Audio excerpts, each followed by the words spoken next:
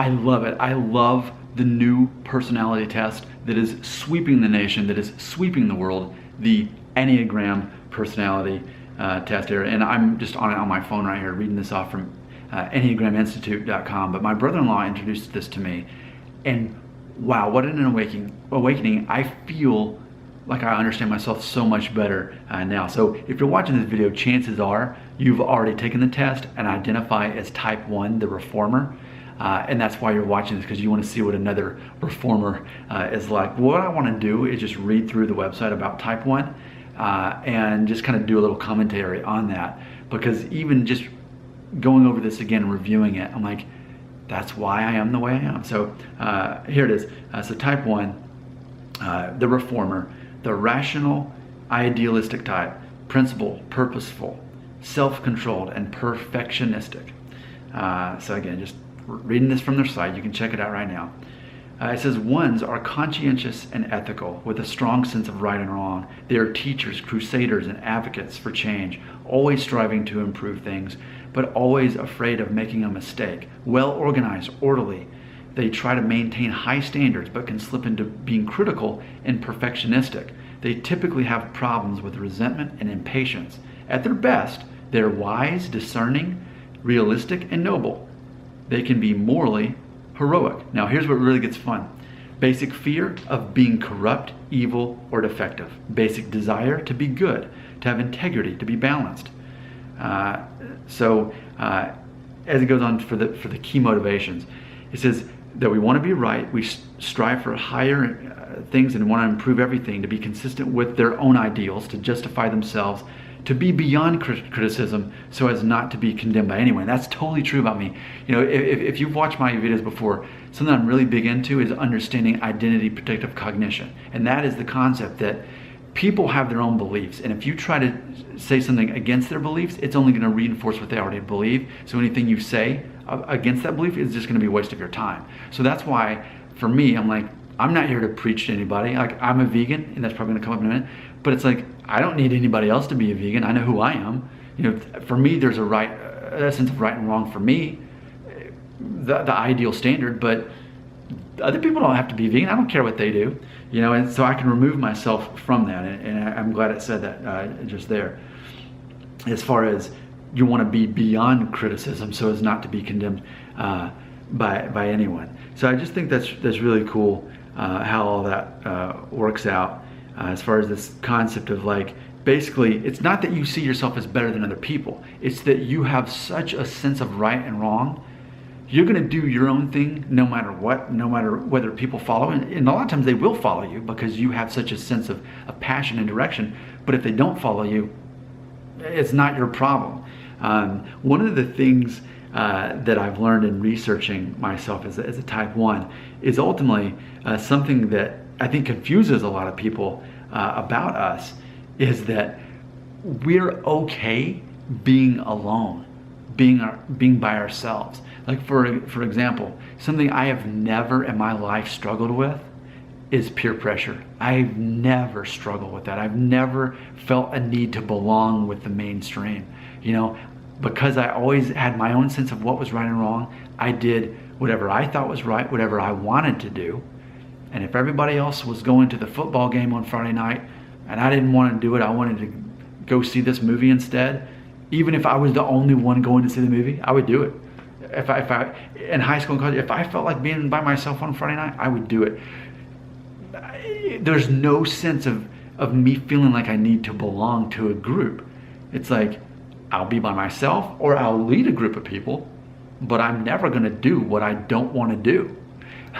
But so, like, for example, now my whole life, go to a movie by myself? Sure. Go out to eat to dinner by myself? Sure. Go to Thailand 2 summers? Even though I was with a group of people, I traveled the whole country by myself. By myself in a foreign country. And I wasn't lonely. I loved it. I loved being by myself. I love people. I'm a people person. The way I say it is, I am an outgoing extrovert. No, I'm an outgoing introvert. I'm an introvert, but I happen to have the gift of communication, and engaging people. So I'm an outgoing introvert. I love being by myself. and I love experiencing life by myself. If there's people with me, cool, but they don't have to be there. I don't need people. I'm not a people pleaser. So I think that throws a lot of people off, that it's like I'm not looking for love and acceptance from people. Like, I'm married, I have 2 kids, I have family, but it's like whoever's in my immediate circle, that's good enough for me. I don't need a lot of friends. I'm not lonely. And I think that throws a lot of people off that aren't number ones. It's hard for them to understand it, but if you're number one, you totally get it. All right, is there anything else from the website that I wanted? I mean, once you check out the website, what you'll see is you'll see yourself at your best, and then you'll see yourself at your worst. As far as the more stressed out you are, basically the more like secluded and judgmental you become, but at your best, when you're not stressed out, you're helping people and you're mentoring people and things like that. I think that's really cool. At the end, this was interesting. It said addictions. It says excessive use of diets, again, vegan, over 5 years, vegetarian 6.5 years, and kosher 9.5 years.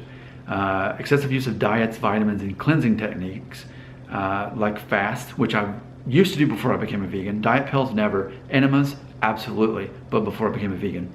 Under eating for self-control, no, not for me personally. In extreme cases, anorexia and bulimia, no. Alcohol to relieve tension, okay, but for me, it's not a matter of addiction. For me, I guess going back to morally, there it is. I have an English degree, and I can't say morally. It's this concept of being morally superior. For me, I recognize that I don't want to be controlled by anything.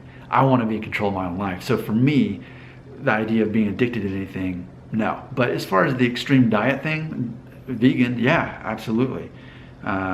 So I just think that's interesting. I think there's a lot of material to go over. So here's my hope. I hope that people watch this video and leave comments and say, yes, Nick, I can understand you. So many people can't understand me, but I can understand you.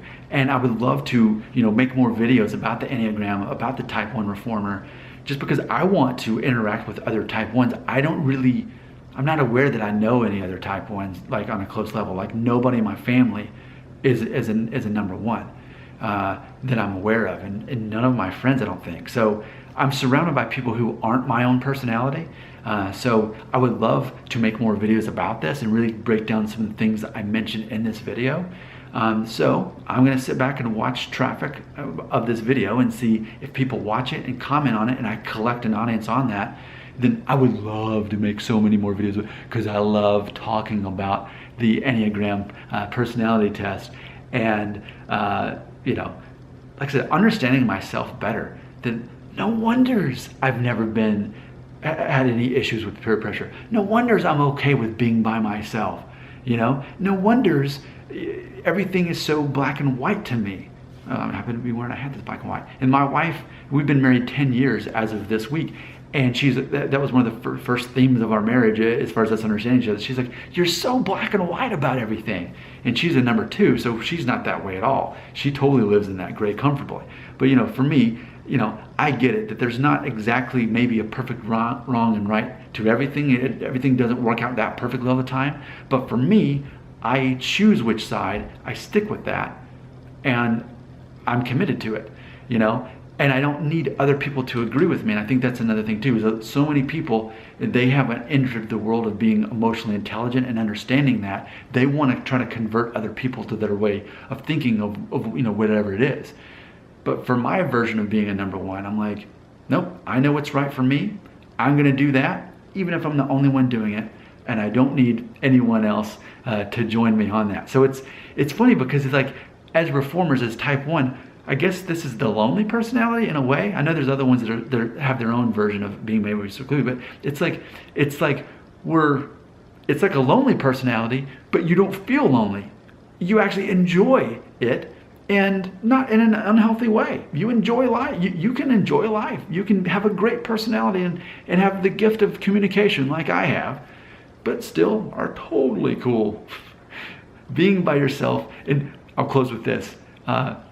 That thing you do, Jimmy, the part where he says, well, I guess I'm going to be alone in my principles. Exactly. Maybe Jimmy, you know what? Maybe Jimmy from That Thing You Do, the lead singer on that movie, maybe he was the number 1. because he was okay with being alone in his principles. Okay, please leave a comment if you can relate or would like me to make more videos about this. Give me a reason to get to talk about this more. I'm very passionate about it. Comment section right here.